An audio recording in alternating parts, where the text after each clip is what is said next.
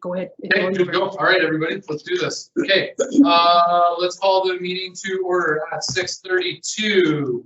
Good evening, everybody.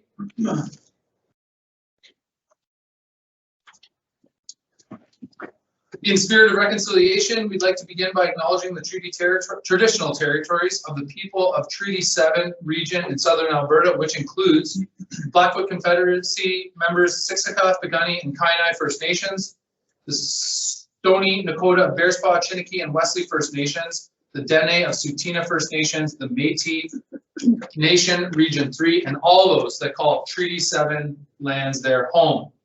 Thanks for your patience. We were just working through a couple technical things just to make sure that everybody that was on could see and hear us properly tonight. A reminder for my council and admin to make sure your phones are on vibrate, please and thank you.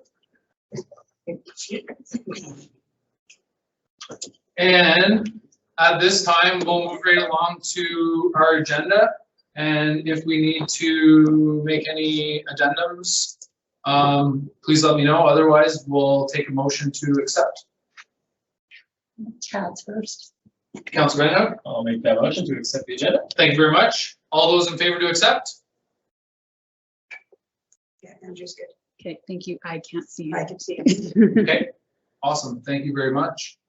I will take another motion for the adoption of minutes from our meeting held on February 2nd. Councilor Thompson, thank you very much. Motion as presented, adopt the minutes as presented. Thank you very much. Excuse me, All those in favor? Andrew's good. I'll just say Andrew's good. Thank you. Okay, public hearings unscheduled. We will move right along into our question period. And I will open the floor to those that would like to ask a question. That's going to be one of our technical glitches. Okay, The guests are not eligible to speak anymore in our meeting. So the instructions are always on our agenda for them to submit their questions, but we'll have to address that in our procedure bylaw if we're going to continue using this platform. okay. Thank you, Verna. Okay. Fruit. Do you have anything you need to read first before we get into question period, or I can just? I think.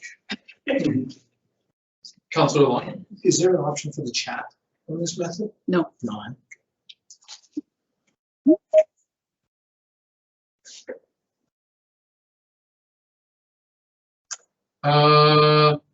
No, it's open for 15 minutes, Ruth, if you'd like to. Yeah, of course. Yeah, please. Thank you. Of course.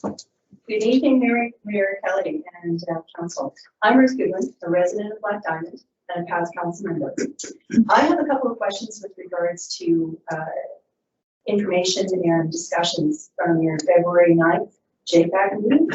And some of those questions have to be directed to Councillor Bain, as he was the individual that spoke to those topics.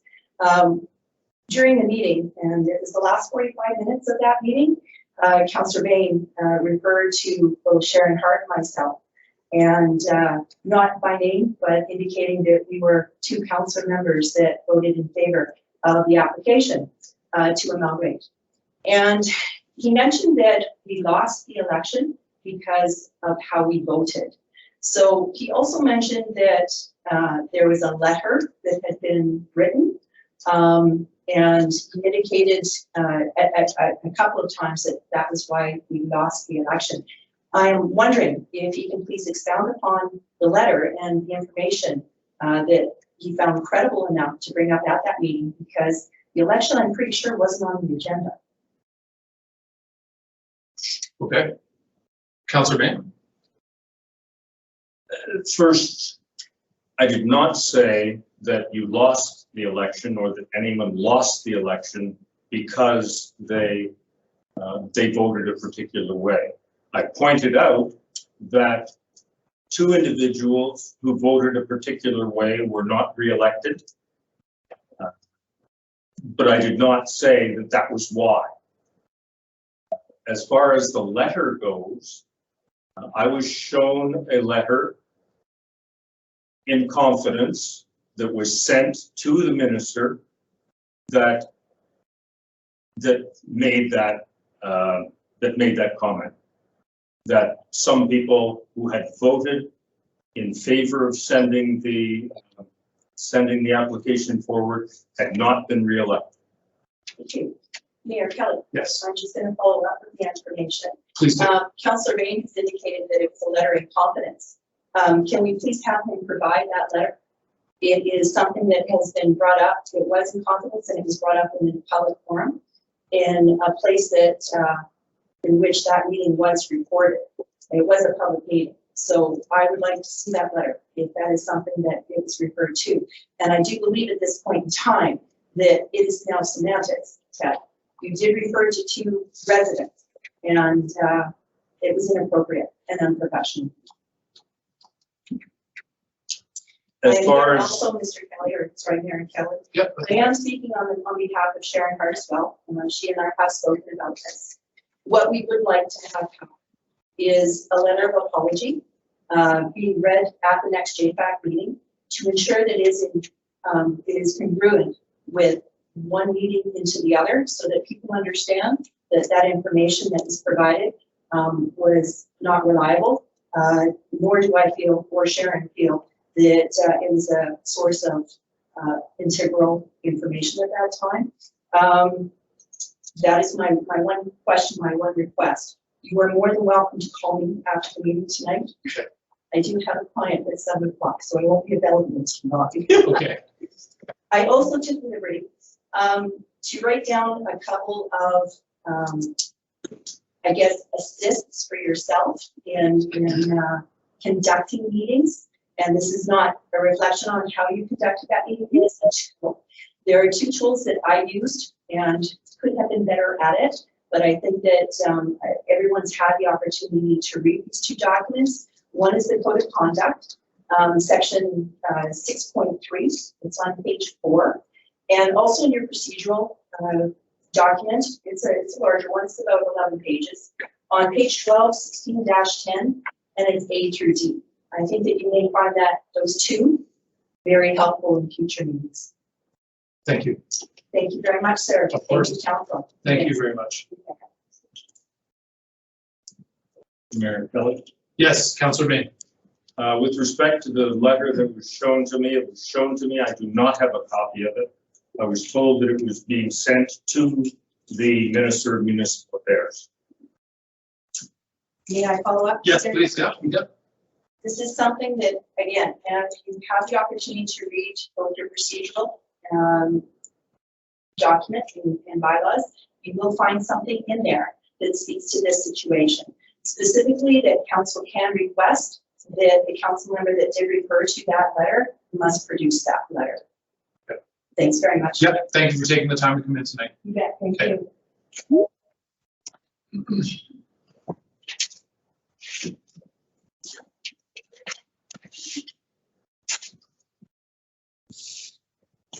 Any more questions? Is there any, we just move on, move ahead. And we're just gonna move ahead. Okay. Okay. Let's close the questioning period at 6:41. Please and thank you. All right. Let's continue on. Delegations, nothing there, nothing here. I think we're moving straight along right to action items as I didn't see anything this morning. Okay, let's move right along to 8.1.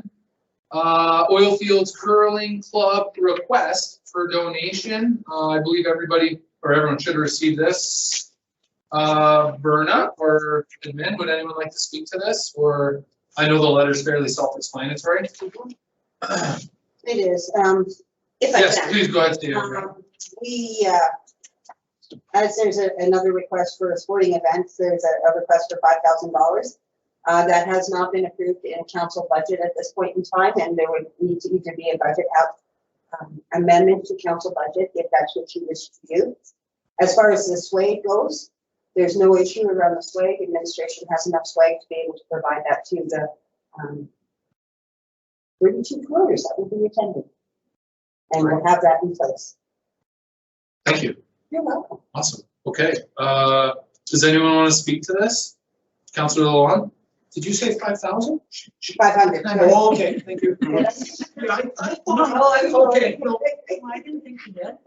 It's 500. 500. I was just reading. 500, I'm sorry if I said that. thank you. We'll check the recording. As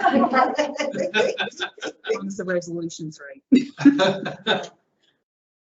Does anyone want to speak to this? I have a question. Is there, instead of, and this is just for, a general question, instead of cash, is there any possibility of subsidizing the curling time rental? If I can answer that, Yeah, they're, please. they're a not-for-profit organization and the town does not have control over their rental fees. Okay, Yeah. okay, thank you. Standalone organization within the building that belongs to the town. Okay. It's really complicated. Okay. Okay, well, I'll leave it on the table for now. If anyone want, yeah. Councillor Thompson. I just had, Oh, sorry, Councillor Dunning, just give us Oh, 1 second. sorry. I'll Yeah. jump back to you. No, that's okay, you can go with Okay. that. Okay, Andrew, the floor is yours. no, I'm just, where are all the curlers coming from? I don't know if it specifies specifically. They're from, other towns, correct?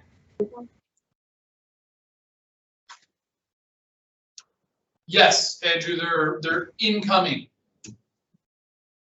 Okay. Okay. Councillor Thompson. No, That's- that's what I would say. I would support donating the $500. This does bring a lot of people into town, and the curling club has been hosting these provincial championships for many years. I believe the town of Black Diamond has supported them financially in the past. And so I would be in support of adjusting the budget to include the $500 plus the swag. So I could put that motion forward, but I suspect there might be different opinions, so. Councillor Lalonde. I don't think there's a difference of opinion. We've gone through this before. And it is, I mean, you can tell that curling club's packed every time you go out when it's busy on weekends. It's from youth, kids, right up to seniors and everything.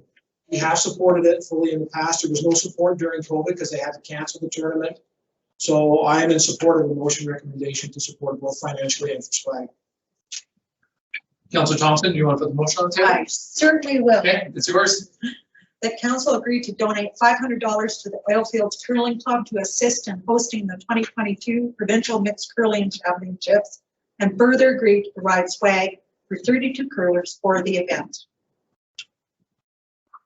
I made a small error. I didn't leave a space to put which budget you'd like that to come out of, and that needs to go in.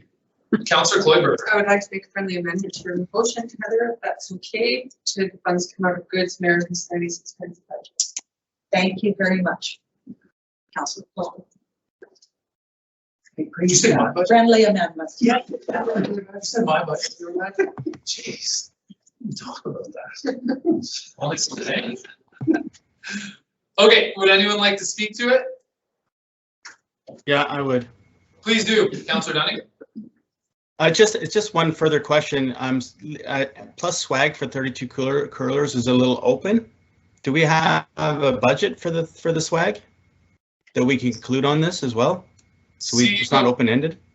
Yeah, CAO Brown will fill you in here, Councillor Dunning. So our Okay. economic development group actually has currently swag in-house that's in inventory that we will be pulling out of inventory for those 32 curlers.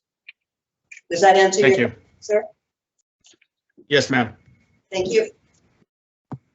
Anything to follow up with, Councillor Dunning? Not at this time, thank you. Okay, wonderful. Sorry, Andrew, I just can't see on the screen, so I'm gonna be asking you. Okay. Okay, all those in favor of the proposed? And Andrew. Okay. Andrew, was that a yes, Andrew? You're frozen. Yes. Hey, thank you, Councilor Dunning. Yes.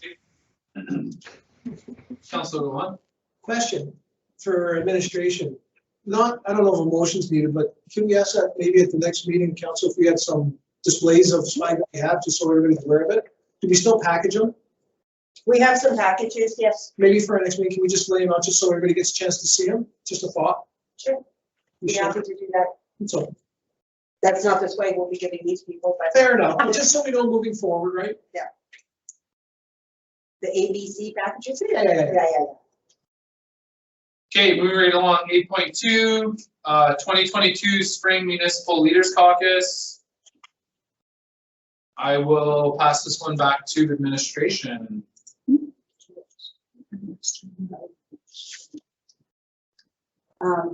Okay, so this is before council. Annually, there is the Spring Municipal Leaders Caucus that is with the AUMA, the Alberta Municipalities. The cost for registration is $165 in person for one attendee, or you can attend virtually for $125. There is this amount. There has been $375 in your 2022 budget for your membership conference and courses. Has been allocated for that. So all you need to do is pick a member. Then you would have to decide whether or not you want to attend virtually or whether or not you would like to attend in person. Administration will also be going as part of their Alberta municipalities duty. I don't get free or don't get any free registration, but as sitting as on one of the committees, but I will be driving up if anybody wants to. Thank you. Is there anyone interested on council that would like to go? Or attend virtually? You don't have to go.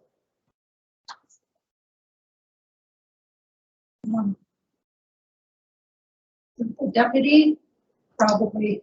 Does the deputy have to? Well, no, but it's really a good networking session, and it's very informative. So one of us definitely should attend. I didn't bring my phone with me that's got my calendar, so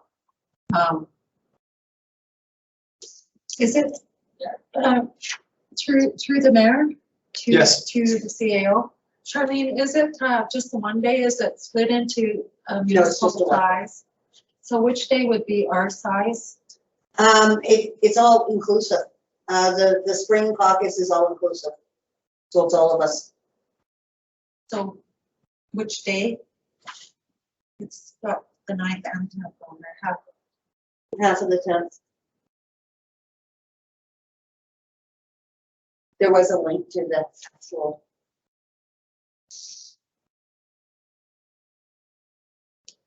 The agenda's not ready.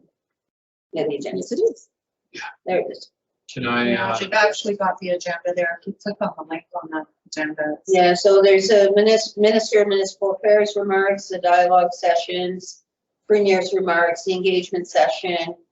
There is a session on EMS that'll be coming forward, and an education session on Thursday, March 10th. There's an education session on municipal and financial health. And I can't remember what the LGFF is.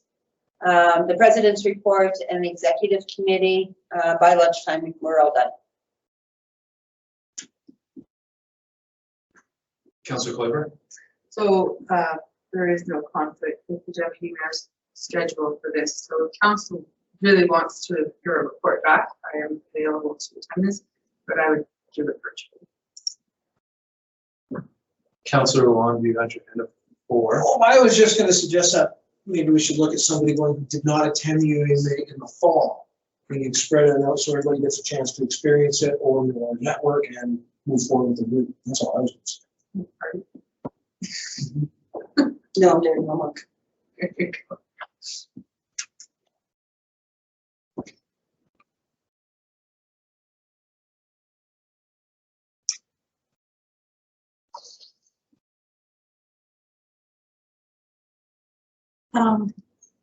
So Do you want me to put forward a motion? You will go, Veronica, via, yeah.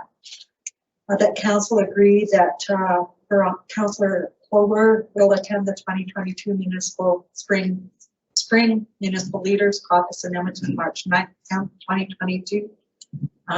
Do you need, Yes, online, yes. virtually? Yes. Will attend virtually the 2020 Friendly amendment. caucus and everything. You good, Verna? Friendly amendment from, Thanks, Councillor So Douglas. instead of counselor, we just say deputy mayor. Yeah, that would be great. Thank you. Thank you for catching that, Councillor Dunning. You bet. All those in favor?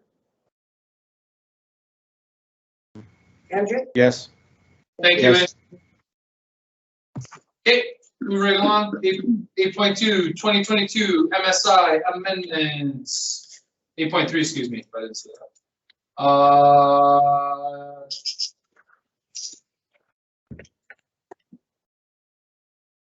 Yeah, this, I signed, this is the one I signed yesterday. I don't think you signed this yesterday. Oh, okay, great. You didn't have council approval to sign that. Oh, right, thanks. That makes sense. And if you signed it, then we're gonna be in a little bit of, I did not. I did not sign this yesterday. Would you like to speak to it, CEO Brown? if you will permit me to speak. I would love for you to speak to it. Okay, so MSI was supposed to be ending in 2022. There's been a new extension that has been granted based on the same funding levels as what has been done in 2021. So the extension will go from 23 to 24 on these existing funding levels. As council or some members of council may or may not be aware, there was a new plan that was supposed to become forward grower our MSI funding, which was going to be attached to provincial revenues and shortfalls. That is no longer the case now that this funding arrangement will to be signed off. I am going to suggest that it would be applicable for council to sign off on this particular document as it impacts our long-term capital projects. Thank you. But you may want to consider supporting Alberta's municipalities' recommendations for the long-term funding arrangement to be attached to provincial revenues, especially when oil is at $90 a barrel. Councillor Thompson? Charlene, so the MSI funding is based, this agreement is based on 2021 funding. Does that include the reduction, the big 25? So it's gone back to normal? Our funding allotments are have been significantly reduced. They're at about 342,000 for 21-22. Probably going to be the same for 23-24. Again, it'll be dependent upon the population and the decisions. 25% reduction. Yes, Does apply. that does apply. So, I mean, that's the way it is. It is the way it is.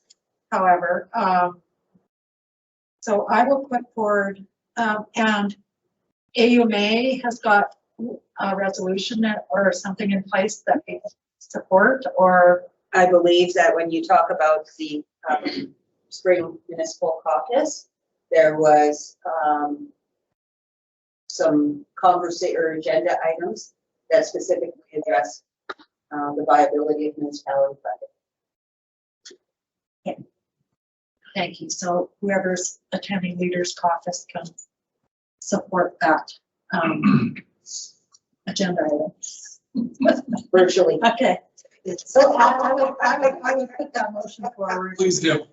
The council, I'm not giving anyone a chance to do this. Hey, we're rocking and rolling right The council agreed to authorize Mayor Brendan Kelly and CAO Charlene Brown to sign the 2022 MSI amending memorandum of agreement as presented. Anyone like to speak to it? All those in favor? Yes. Thank you, Councillor Dunning. Okay, 8.4, Freedom to Read Week 2022.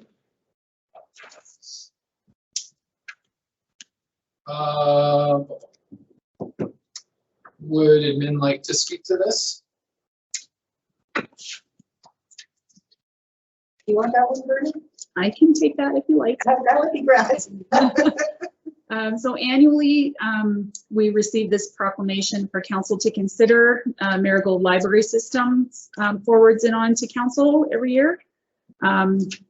It's all the information is pretty self-explanatory. We do have a policy and procedure for proclamations.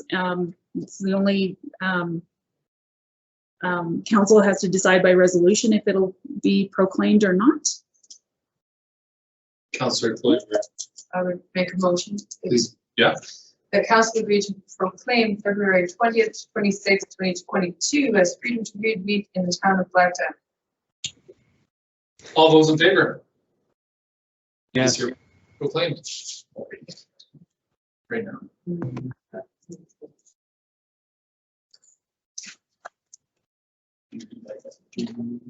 District. Talking up. Read the whole page. You guys are pulling my legs. All that. Okay. I just want to make sure. You know, it's like I've had to empty hot water tanks before in restaurants, and I'll tell you, they never empty.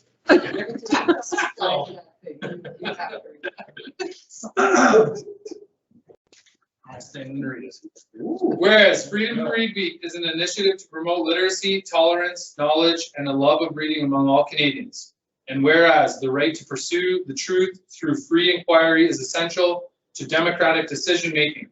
And whereas the freedom to read, print, on paper, or online is the essence of free inquiry. And whereas the freedom to read can never be taken for granted. And whereas the freedom to read is under assault from the left and right of our society. Now, therefore, be it resolved that the Council of Black Diamond endorses the objectives of Freedom to Read Week and recognizes, reaffirms, and defends the rights of the citizens of Black Diamond individually to decide what they will or will not read, and calls on all residents to actively work to achieve these objectives, and in doing so, ensure Black Diamond continues to be a freedom to read zone in which the freedom to read and the right to seek information will not be violated. Now, therefore, I, Mayor Brendan Kelly, do hereby proclaim the week of February 20th to February 26th, 2022 as Freedom to Read Week in the town of Black Diamond. Thank you. Read on. Okay. I like that. Should do more of those. Okay, moving right along. 8.5. Letter from the Minister of Municipal Affairs.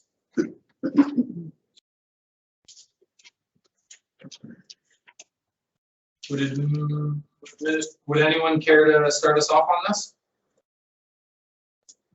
Or is it fairly self-explanatory?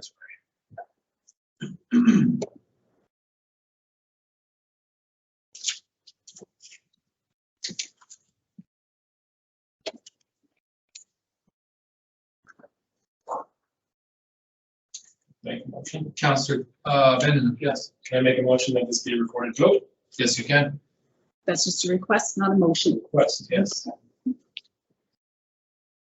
forgot how that worked. We only did it once, so it's. You got it. All good. Very exciting. Councillor Thompson, Put the motion forward. please do. That the council for the town of Turnabout, for the town of Black Diamond, agreed to support the amalgamation application submitted to the Minister of Municipal Affairs on September 14th, 2021. Would anyone like to speak to the motion before we vote? Councillor Lalonde. Here we go again. Simple way to sum it up. We've seen more action in the last 2 weeks than we have in the last 2 years on this from the public. It has not been completely one-sided. The vote tonight, for clarity purposes, is not whether or not to amalgamate. It's whether or not to support the application. There are concerns that I have that are still outstanding from last year regarding the application that have never been rectified. Statements that have been made by other councillors often talk about the intent of amalgamation and being for the betterment of the future of the community. That being said, the betterment of the future of the community is not just in 20 years, but it's in 10 and 5 and 3 and 2. So you have to weigh the consequences of a knee-jerk reaction if you're willing to burden the current community for the long-term benefits. And if so, at what burden? I find a lot of the meetings that we had to get to this point were in closed session.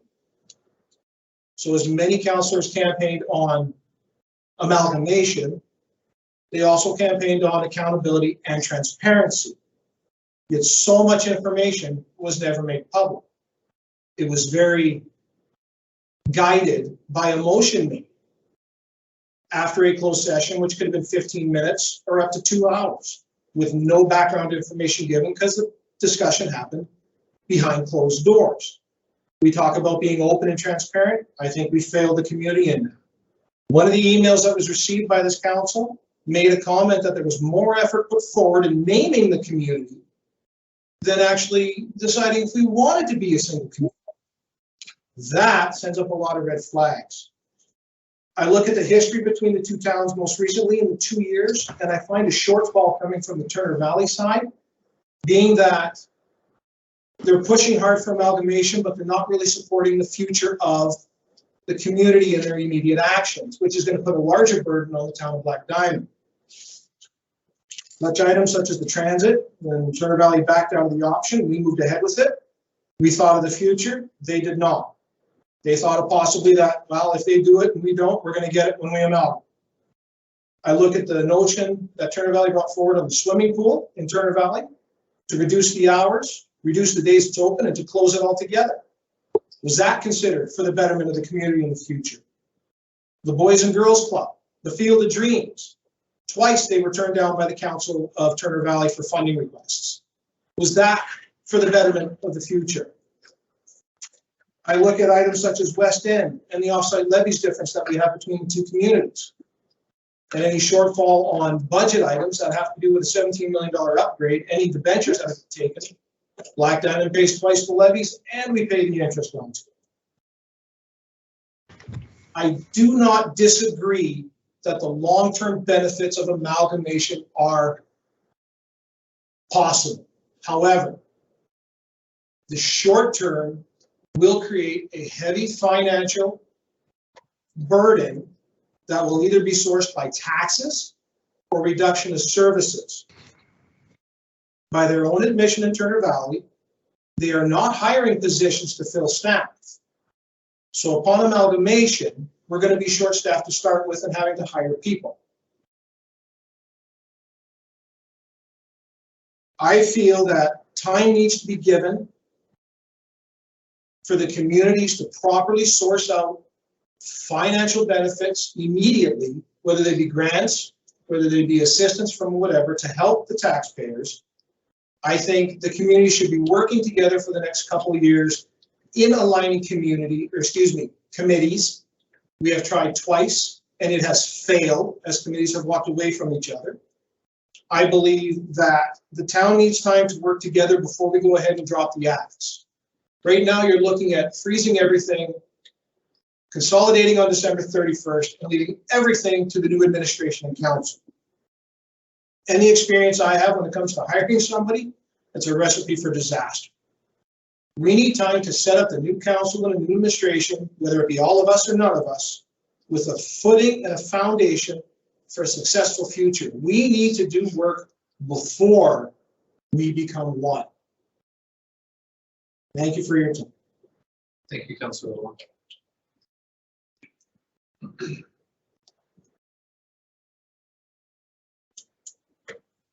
Would anyone else like to speak? Councilor May?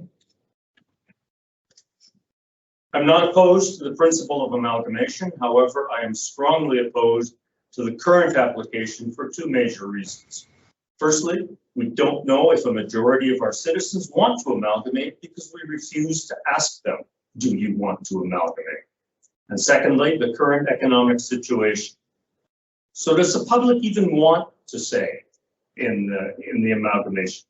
One quote from our report to the minister: the most identified concerns around amalgamation are preference for it not to happen and concern over lack of public plebiscite or referendum. That quote was in one annex of the report. By about a 2-to-1 margin throughout the public engagement, the public was either against amalgamation or they wanted to vote. The large number of people who either said, why aren't you asking us? Or no, I don't want to do this, should have raised some red flags. The Municipal Government Act tells us that we must consider the welfare and interests of the municipality as a whole. Is it not in the best interests of our people to adhere to the principles of democracy? Our democracy is more than just a system of government, it's also a set of principles. Perhaps one of the most important principles is majority rules. I believe that by refusing to ask if our citizens want to amalgamate, we have betrayed a fundamental principle of democracy. We never ask the public, so we don't know what they want for their town. Their vision may not be what ours is. The second reason I oppose the timeline in the report is the economic situation. About 4 weeks ago, Angus Reid published the results of polling they had done. The results? More Canadians say they are worse off now financially than at any time since 2010. 39% of respondents said they are worse off now than just last year. Inflation is at the highest level in 40 years, and Alberta is amongst the highest in Canada.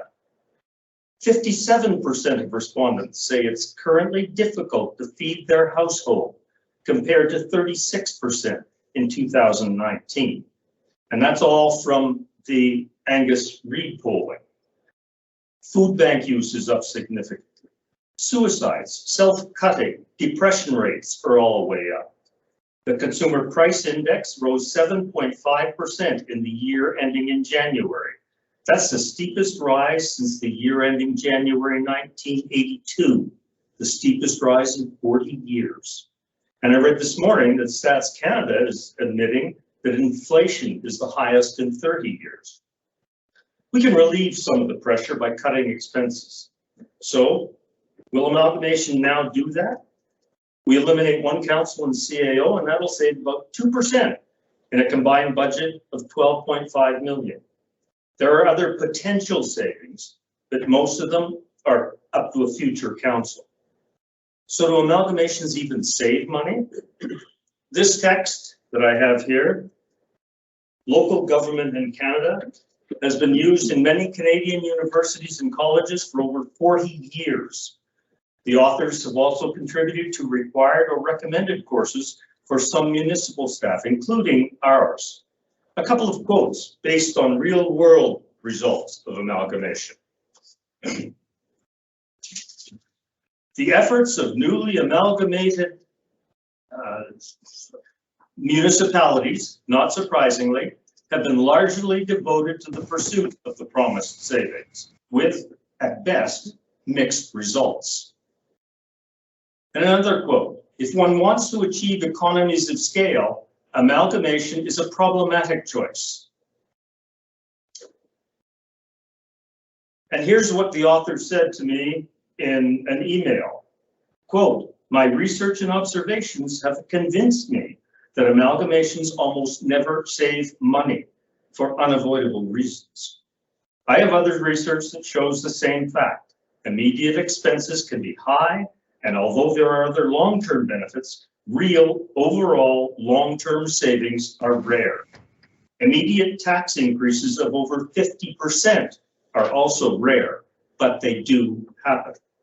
So in summary, we have refused to ask the public if they want to amalgamate, and even when told by a significant number of people that they want a vote or plebiscite, we have ignored them. The economy is poor. Inflation is the highest in 40 years. People are struggling financially. We didn't even research many of the costs of amalgamation because it's all up to a future council. Actual research into real-world results of amalgamation shows that short-term costs are usually high and they almost never save money in the long term. Regardless of long-term results, amalgamating now will result in financial hardship for our citizens. There are long-term benefits other than savings, but our people have to survive the short term. I'm not opposed to amalgamation in principle, but I am opposed to supporting the report that asks us to amalgamate now. Thank you. Thank you, Councillor Ed.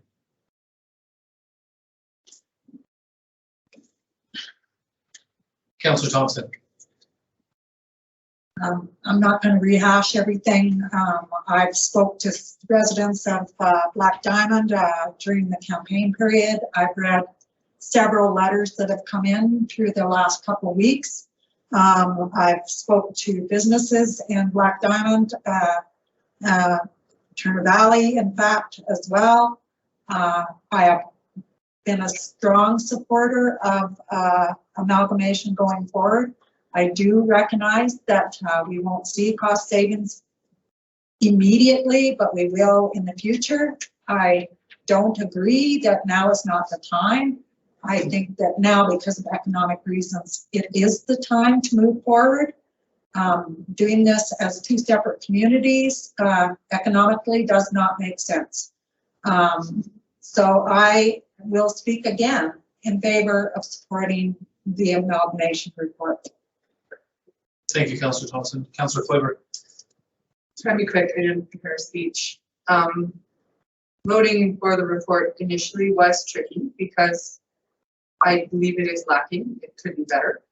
But what it does encompass, I believe, is factual. My 2 points for supporting it at this time: both our communities are in a holding pattern. We can't make decisions. It's all pending amalgamation. Everything is up in the air. And this is a fact. There is no more money coming from the province. So if we wish to hold off and investigate amalgamations further at another time, that's on our guide. There's no more money coming from the province of Alberta. Thank you, Councillor Flavor. Councillor Bannon.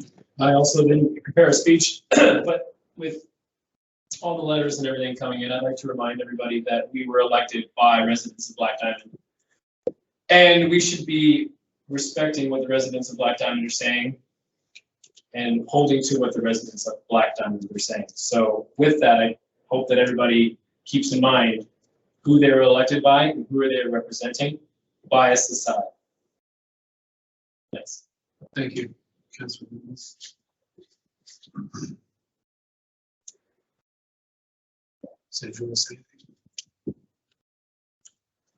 Councillor Dunning, would you like to say anything?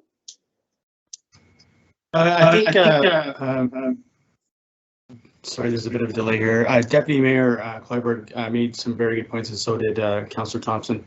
In regards to the research that I've done and the folks that I've spoken to, and to Councillor Van Hook's point, to represent the constituents in a responsible manner, and it's all pointing towards supporting this as it's written.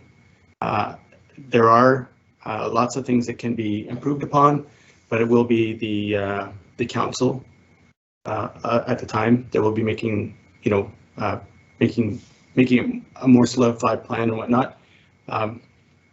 Sorry, there's just such an echo here. So the short of it is, I'm actually ready to vote.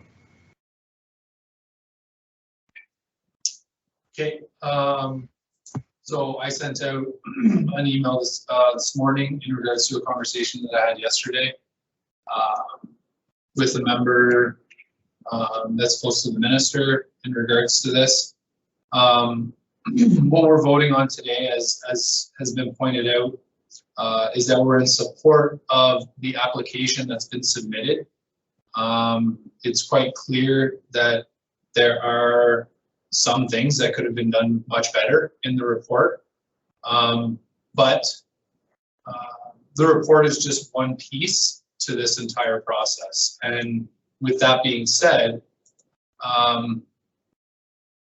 if we go ahead and pass the application, the minister can still come back and ask for a plebiscite.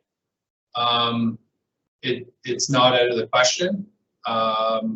He is receiving the emails that have been sent to him, both for and against. That much was made clear to me. There are other things like finishing our terms as councillors here in Black Diamond, switching the election day.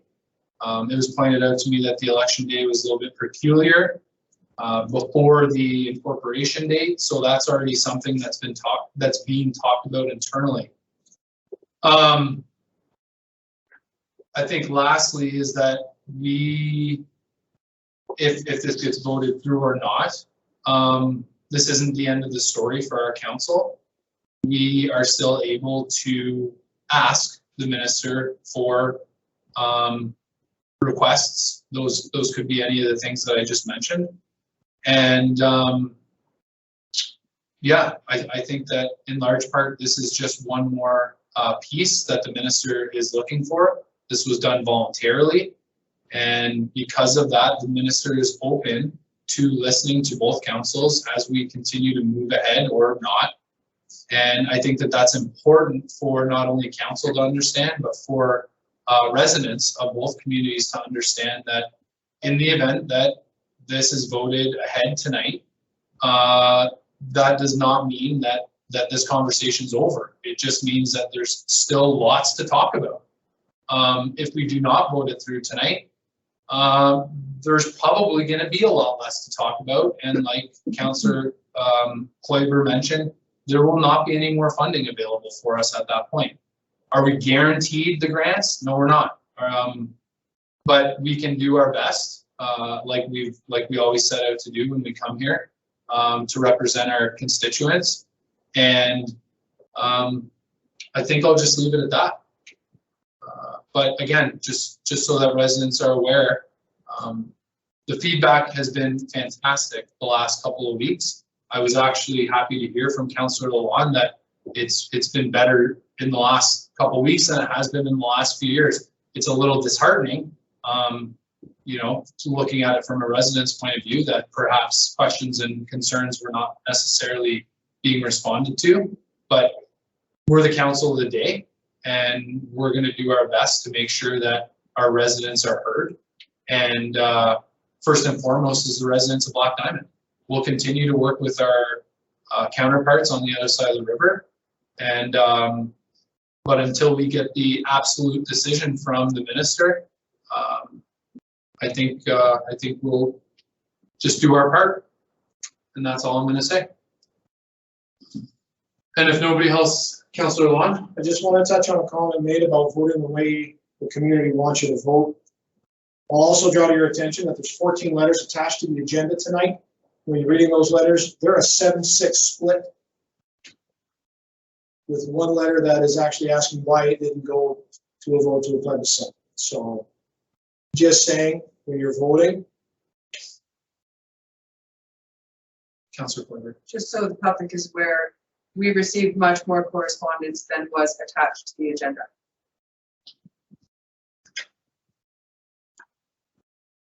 Councillor Lawan? Can you tell me how many were for and how many were against? I did not keep track. So But it is Because there is both. disingenuous to think There is that this both. is all we received. there is both. Agreed?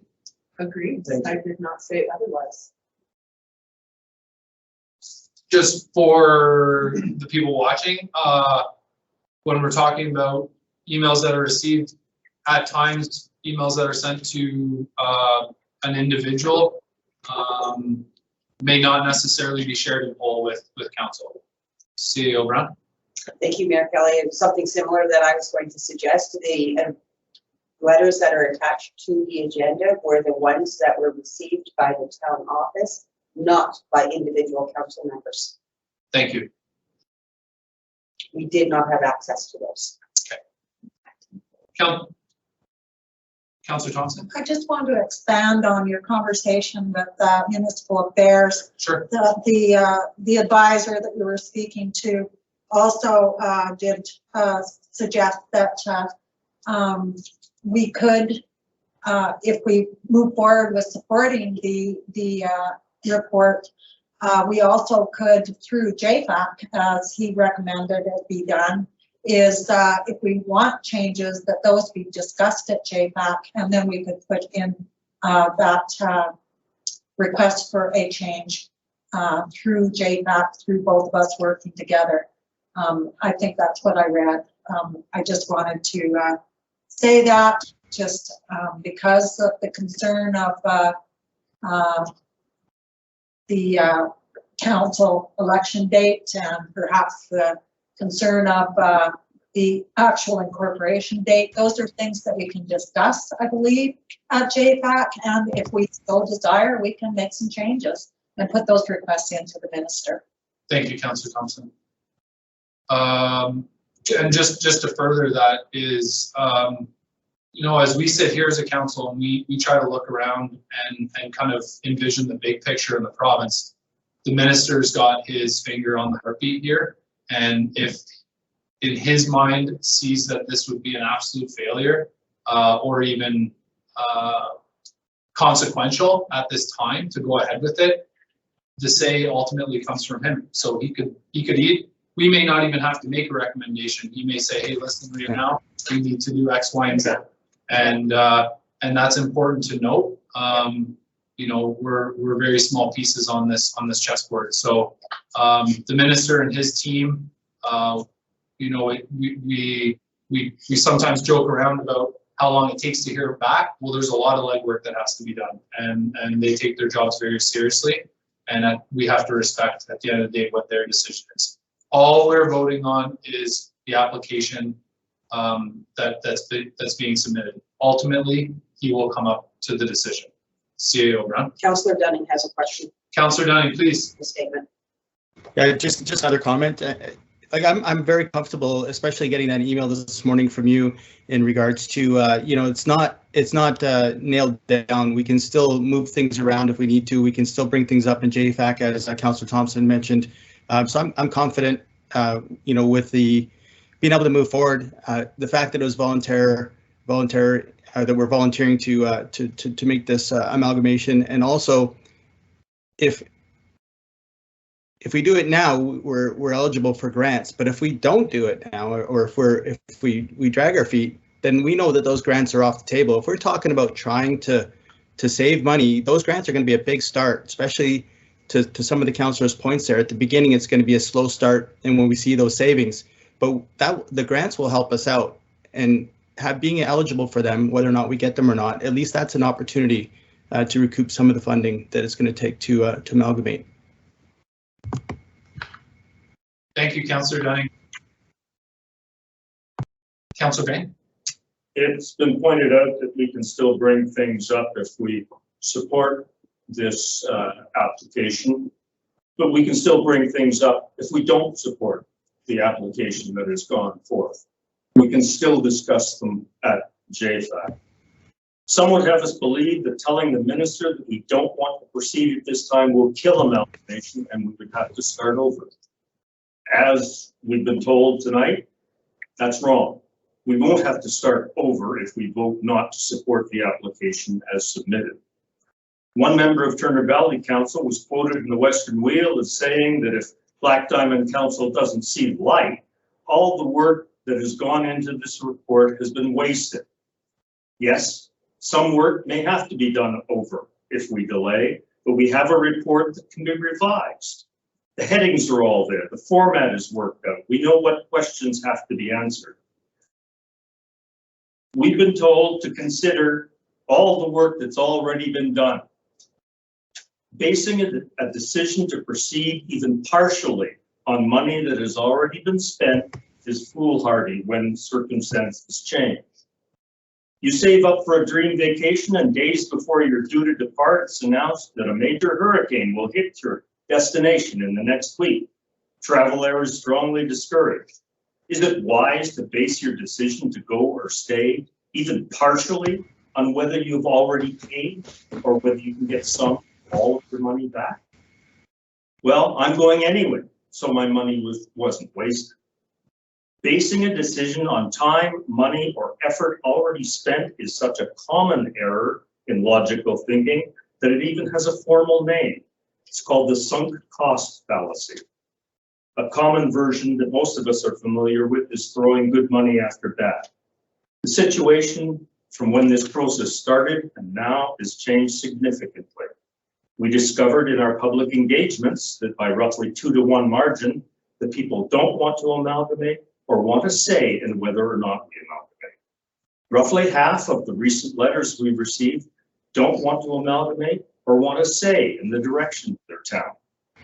I'm sure that not all of them are just being negative or don't understand or haven't seen the light, which some have suggested. The economic situation has changed significantly, and proceeding now will very likely hurt a number of our citizens. People are already struggling, and every indication is that the cost of living will continue to rise significantly.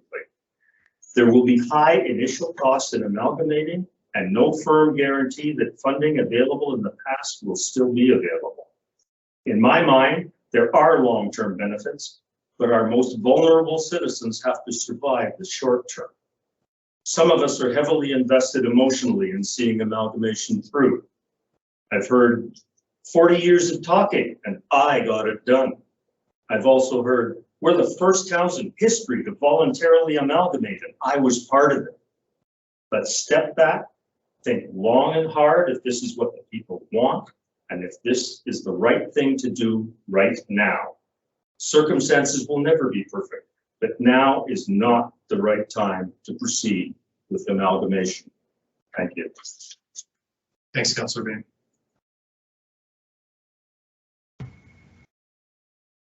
Councillor Bain. I'm gonna make a motion. I think it's already. Oh, not the motion, sorry. Yeah, I guess you can, okay, never mind then. Yeah. We're just gonna vote. Yeah. Yeah. All I have to do is ask, Yeah. but I just want to give everyone time. Thank you, though. It's Yeah. been that long. So, yeah, I feel like. It's been that long. Any last words? Councillor Dunning, we're okay to proceed? Yes, Mayor. All those in favor of accepting the application to the minister? Yes. All those opposed? Wait, sorry. Oh, I'm sorry. I gotta record this one.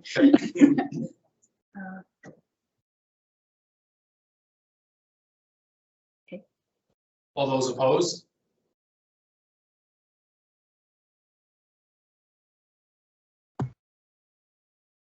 We're okay with it? Okay. Yeah. Okay. Thank you, everybody. The motion is carried. Okay. Okay, moving right along, 9.2, council reports. Fairly self-explanatory. Did anyone want to speak to anything in their report?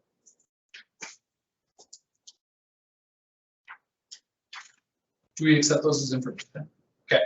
Can I get a motion to accept the reports as information, please, and thank you? Councillor or Deputy Mayor Claver? Thank you very much. All those in favor? Yes. Thank you. Heather, are you in favor? Oh, sorry. It's okay. Indeed. Thank you. Okay, 9.3 administrative inquiries and staff reports, CAO report. I would imagine CAO Brown is going to speak to that. I really don't have much to say. Moving right along. Yeah. I had a- But the council is aware, front doors are open. Yay! On the front as well. There's a little bit of work around snow removal that we're gonna have to do, but we'll get through that.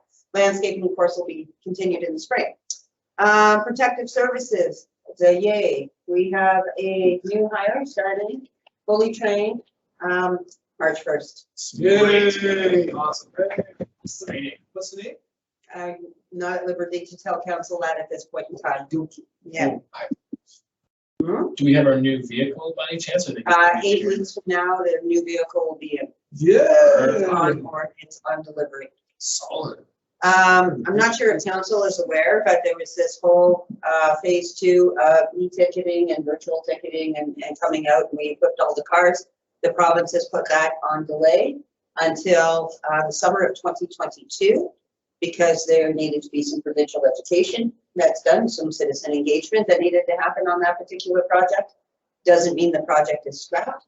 It means that it's delayed at this point in time. So there was a lot of training and a lot of stuff, and still continue to be training that Jim and I are part of. Planning, everybody's aware of our downtown ARP workshops. We're still working on the offsite levies. We anticipate that that will be ready to come to council. There's a plan to invite the development industry as well as realtors and council to a public education. That will be happening hopefully in March, just so that everybody gets a kick at the cat before the bylaw comes forward so that we understand what levies are for, what they're used for, and how they work. So we've been working, Rod and I are working with the consultants on that. Transit, big note, 47 riders in January. Yeah, I saw that. Big charters, yay, right? Charters will, the more charters that we have, the better off that pays for the service. So That's awesome. we almost met our, what we pay to our third-party contractor for staffing. Almost. Yeah. And so it's coming along.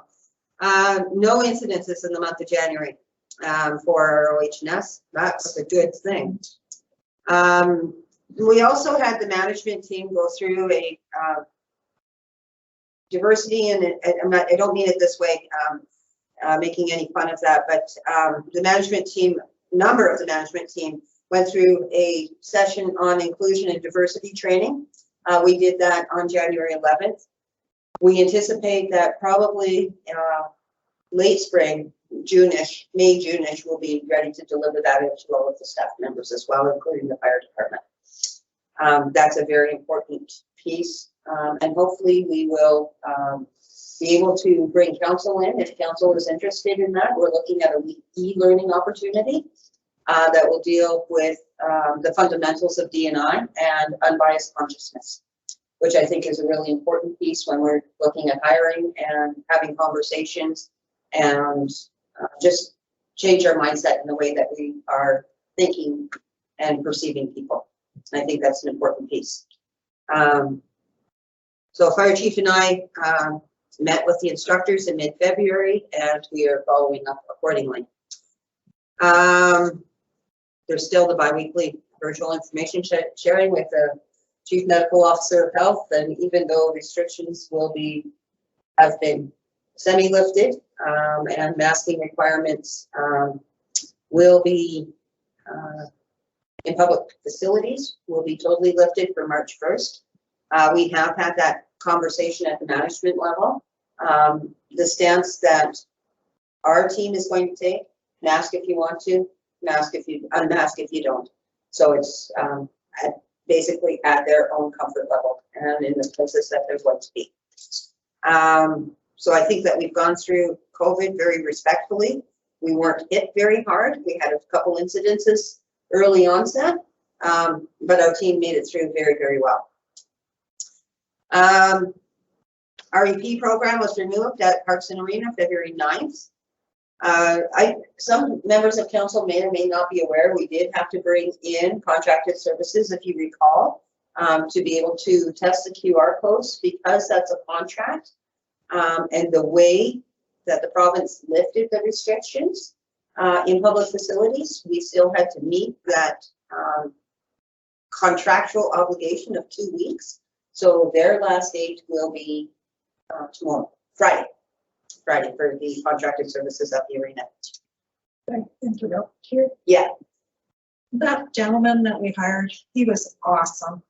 He was really great, very respectful to people. I just wanted you to know that.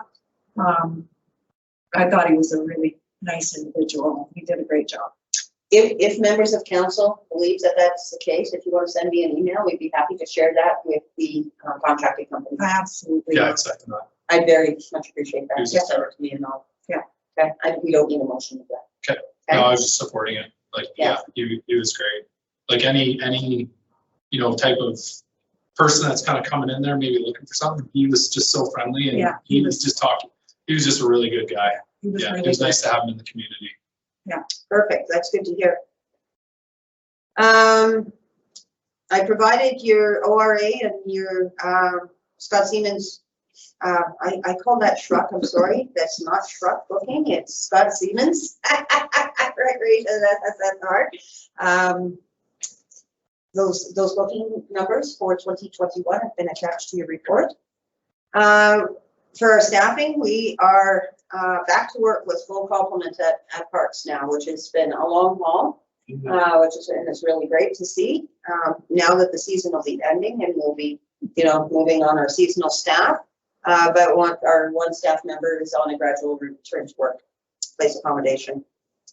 Outdoor ice, of course, is melted with our weather, so it's not there. There's been a little bit, we've had to do some adjustments.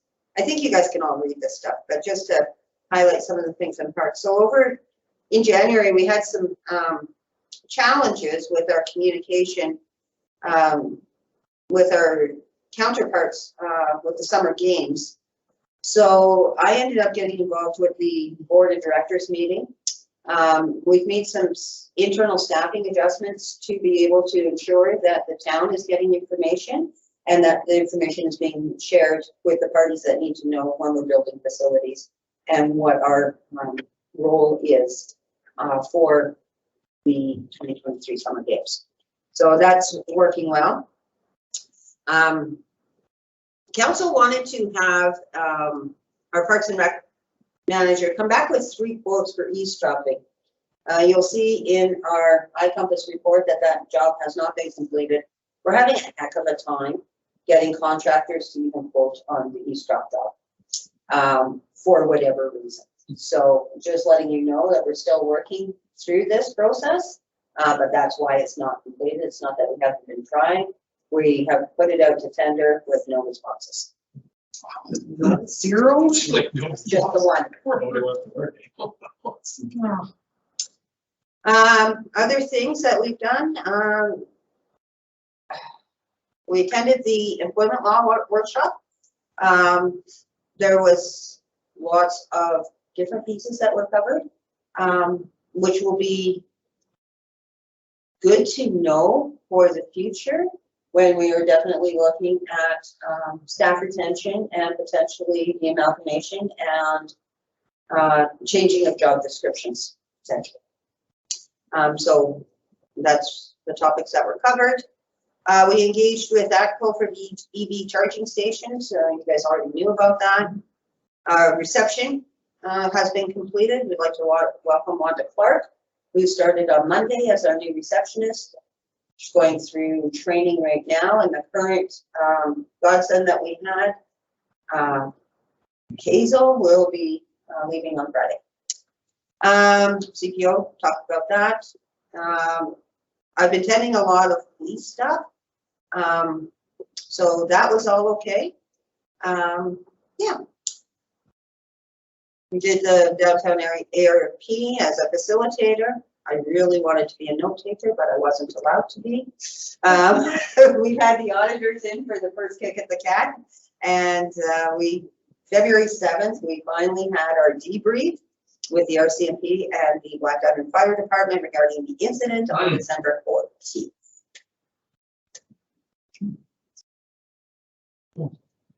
Oh, sorry, Councillor Thompson? Charlene, thank you. So what are your thoughts on, you've been attending a lot of the Alberta Provincial Police transitions. What are your thoughts on that? What have you learned? Which way are municipalities leaning? How awesome the RCMP is.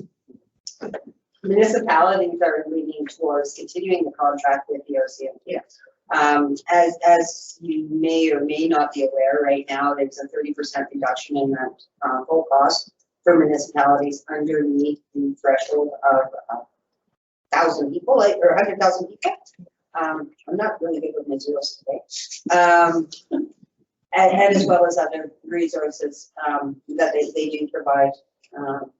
We have, right now, we are working with the RCMP and putting out the community survey we did last year. We're getting input around a community policing plan in that manner. Instead of having public open houses, we're doing it online.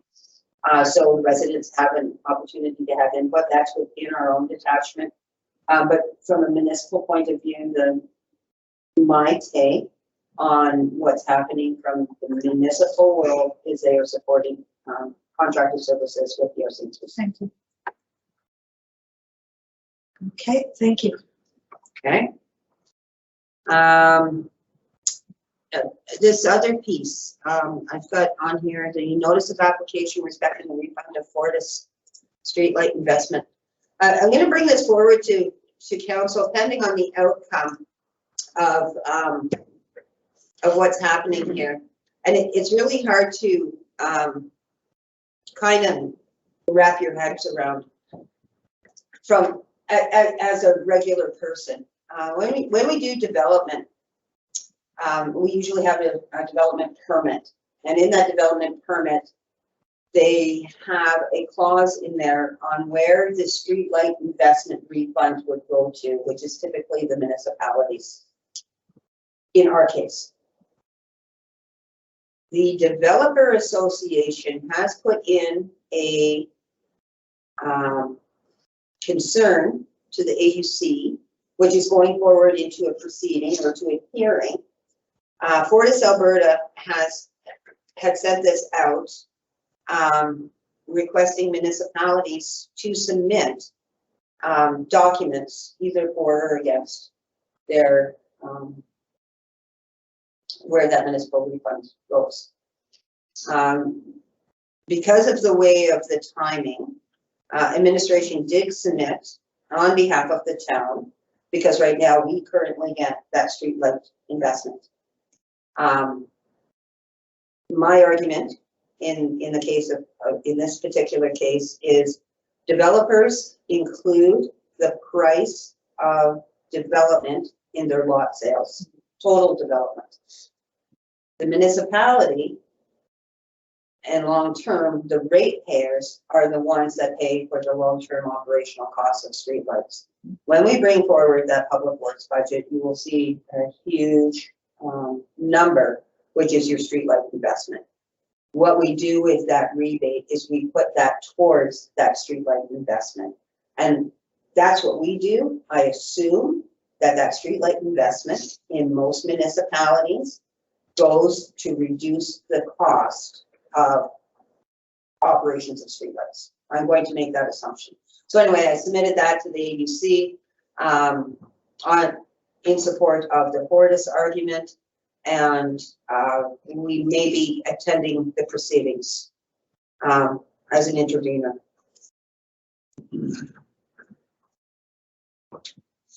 There's the expenses for the whole of 2021. Is there any questions about that? No? Okay.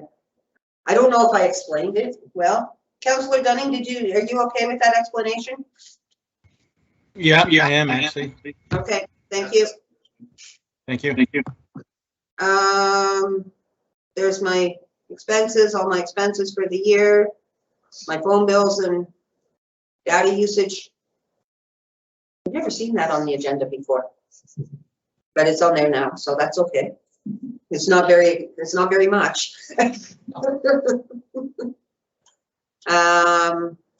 Our courses that we had taken, I had the availability to attend, and I don't know who was at AUMA with me, but I attended courses during that time. That was a diversity and inclusion course that we attended with fire.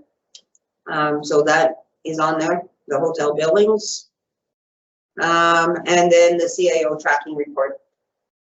There's all the assigned items are in think, that haven't been completed, and the rest of them have been completed. And that's for the fourth quarter. Thank you.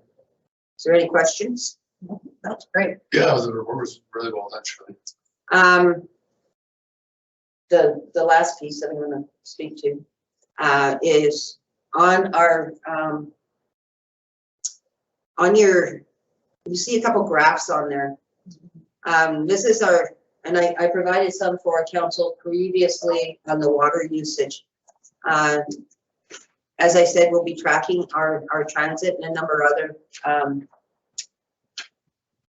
programs through there. And you'll see over the year that how many trips we've accumulated. So there was 458 trips in the launch year of our transit, and to date we have 47 for 2022.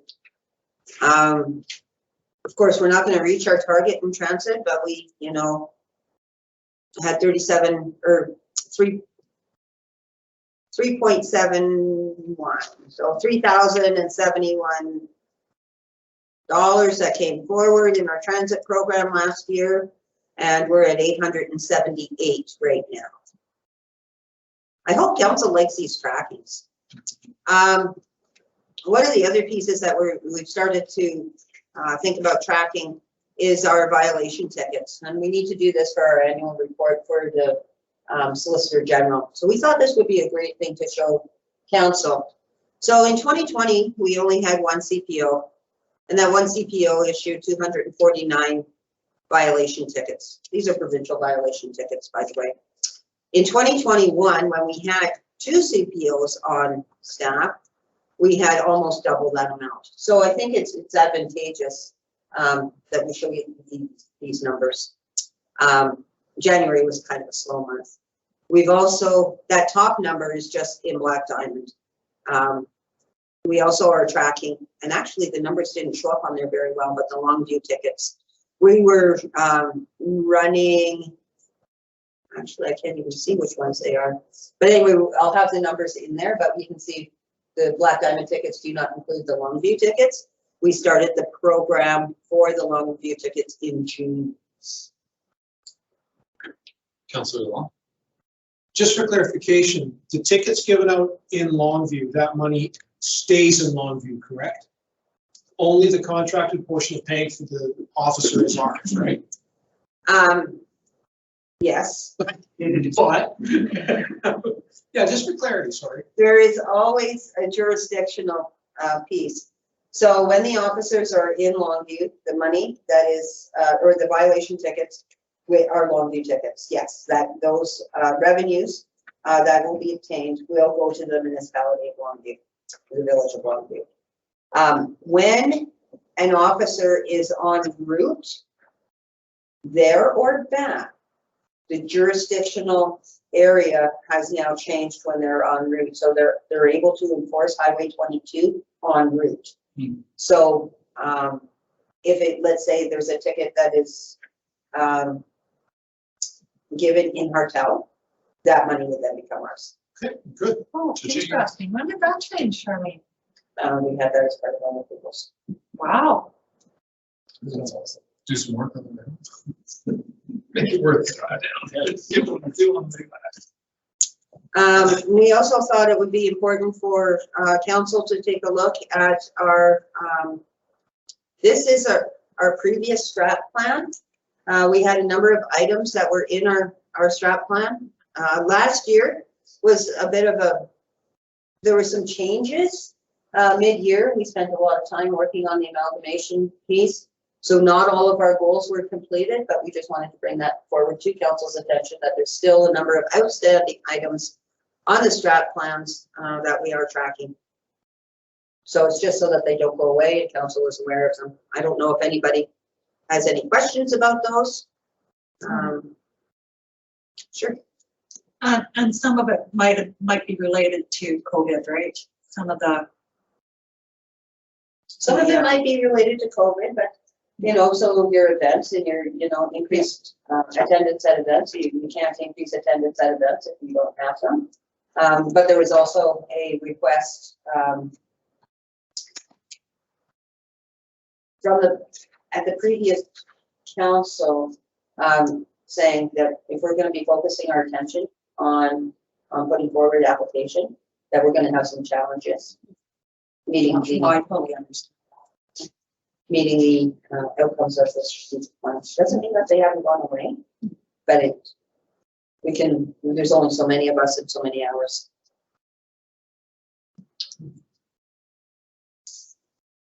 Well, there's a capacity issue, right? Yeah. Yes. And then the last one that we've got in there for you is another nice little graph. Shows a comparison of our hours for ORA and the Scott Siemens. And so this will be what they'll be coming forward to council, so that on an annual basis, so you can see what those hours are. And those hours are booking times, but they also affect the refrigeration system and run times. So there's a connection there.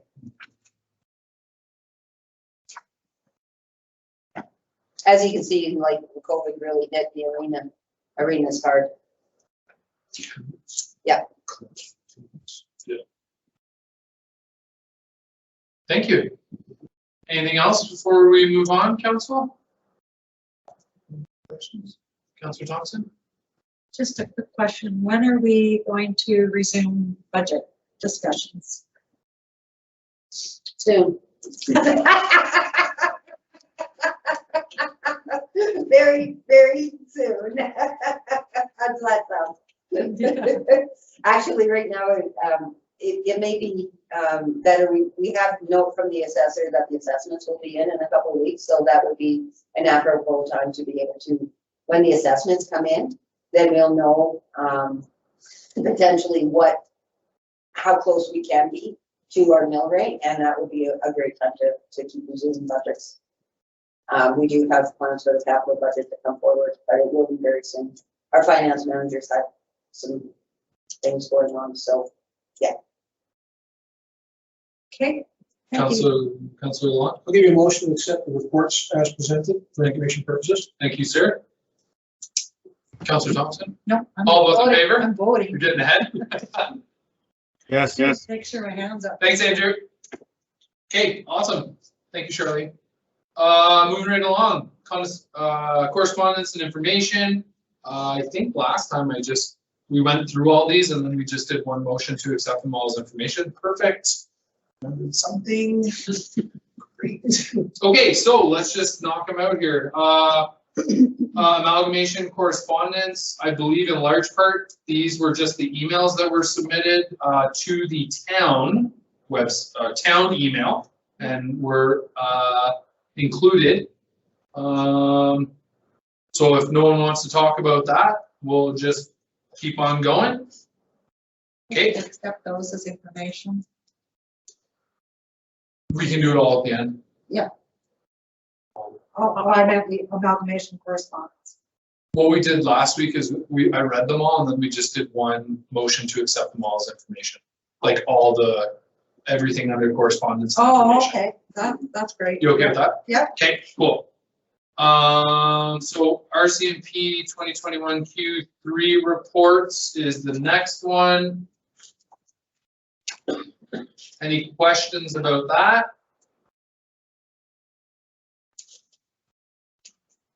It's a pretty detailed report. Okay, we'll move right along. The National Police Federation. Letter.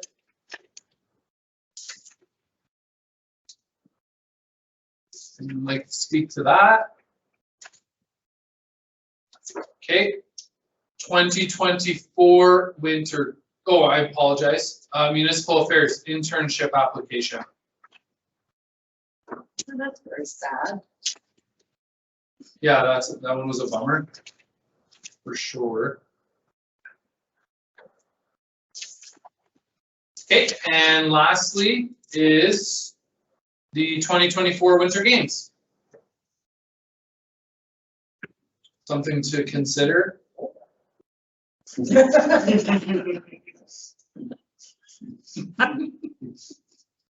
Hold on, Rick. Okay, Do it. does anyone want to speak to any of this? If I could get, a motion to, Councillor Bain. Move that we accept the correspondence for information purposes. Thank you, Councillor Bain. All those in favor? Yes. Thank you. Okay. No notice of motions, nothing to discuss in closed session. At 7:57, I'm going to adjourn the meeting.